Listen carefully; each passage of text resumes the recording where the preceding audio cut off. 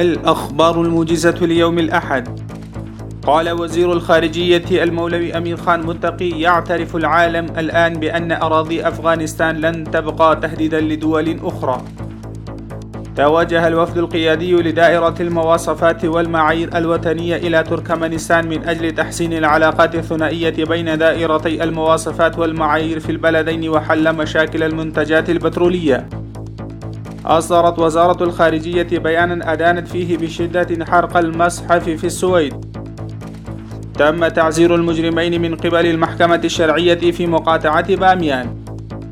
جرت محادثة هاتفية بين وزير الخارجية لإمارة أفغانستان الإسلامية المولوي أمير خان متقي ووزير خارجية جمهورية الصين الشعبية الجديد السيد شينجانج، وناقش العلاقات الدبلوماسية الثنائية بين أفغانستان والصين والتجارة المشتركة واستثمارات الصين في أفغانستان والأمن والاستقرار.